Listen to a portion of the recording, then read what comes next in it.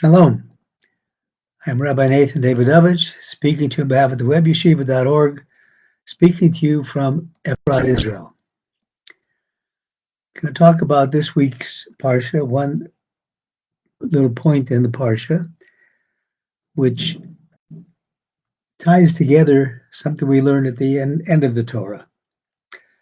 And basically what I'm going to be talking about is the concept of what it says in a Midrash. It says, the Torah is written by black fire on white fire.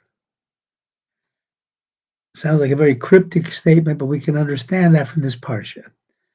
First of all, this particular Torah reading is a continuation of the story of Joseph, having been sold into Egypt as a slave, and then he rises to be the second in command of all Egypt.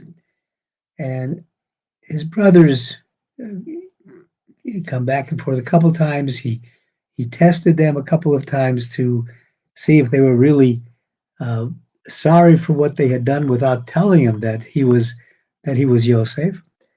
And then in this week's parsha, at the very beginning, it came time for him to reveal his identity to them. They didn't recognize him because he was a young kid. He was about 17 years old, didn't have a beard when they sold him, and they put him in the pit and sold him into slavery. And now he had a beard. He recognized them because he saw them as adults. So a very interesting concept. First of all, he tells everybody to leave the room. And then he says to them, I am Yosef, your brother. And the Torah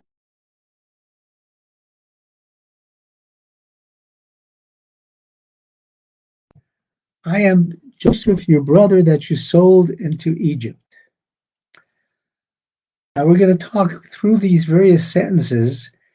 I'm going to get back to the main thrust of what I'm talking about, and that is the concept of black fire on white fire, which refers to the black letters of the Torah, and that's the black fire, and the white fires are the spaces between those letters. So we're going to get to that, and these various sentences we're going to talk about will explain that.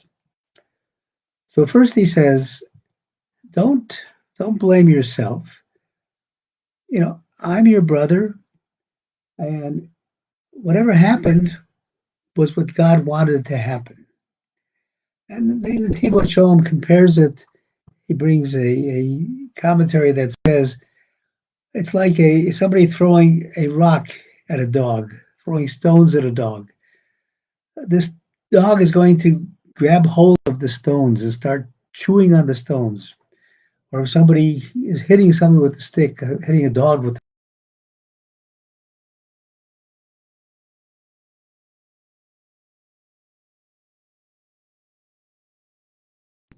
don't think that what you did was of your own doing. It's what God wanted to happen.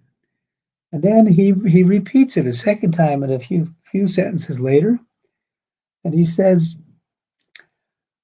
"Va'atel lo atem shalachtem osi hina kiv Elokim." Wasn't you who sent me here, but God. He repeats the same concept again, which teaches us a very basic concept of total emunah and bitachon in God, total faith and belief in God, that no matter what happens, we have to look at God as causing it. Now, at the end of then in next week's Parsha, which talks about the death of Jacob, we see that the following takes place. Jacob dies in the next week's Parsha, and the sons carry him down to Egypt to bury him. And when they come back, they talk amongst themselves and they say, now that our father Jacob is gone, Joseph is going to hate us. He's going to blame us for what happened. So let's tell him that our father said not to do that. So the pasuk says, Ko tomru Yosef. This is what you should say to Joseph. They're telling him that his father said this to tell him that. Tell this to Yosef. Ani sana pesha achecha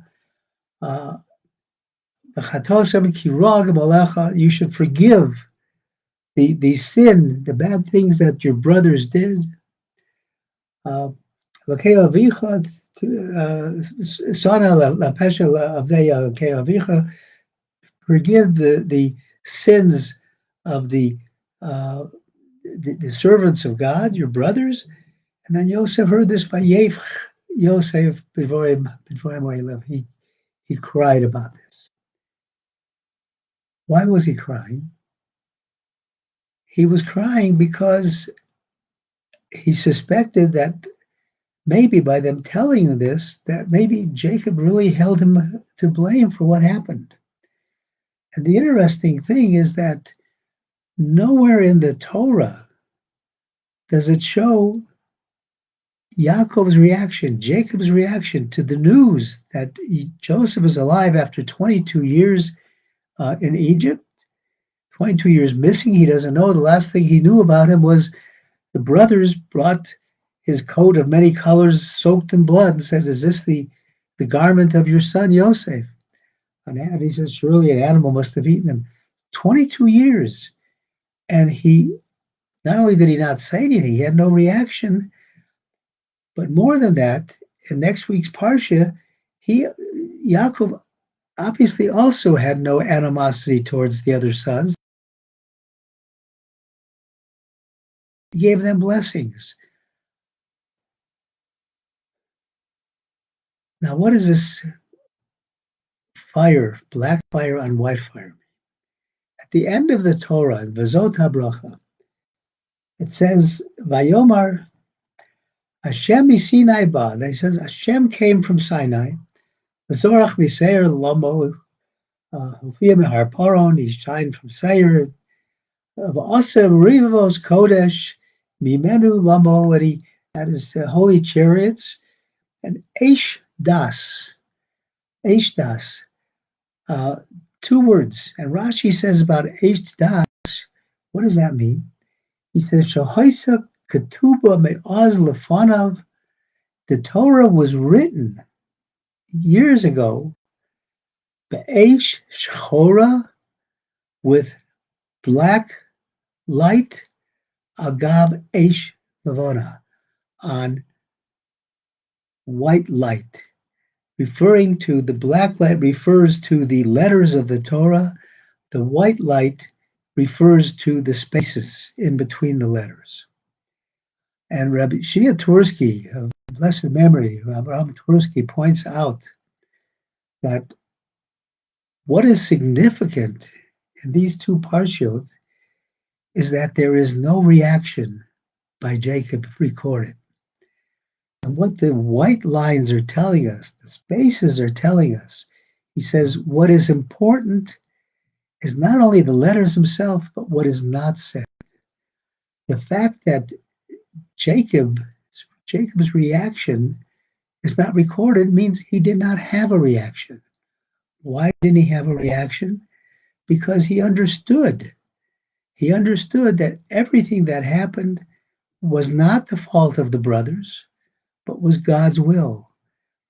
Sometimes things happen to us, and when they're happening, we have no idea why they're happening.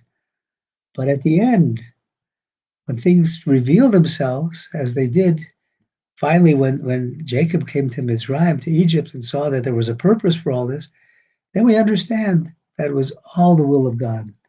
So oftentimes, what is missing in the black letters is in the white spaces. The white spaces are said to be holier than the black spaces because they convey a lot of lessons to us. And the lesson this conveyed is that the reason that Jacob did not,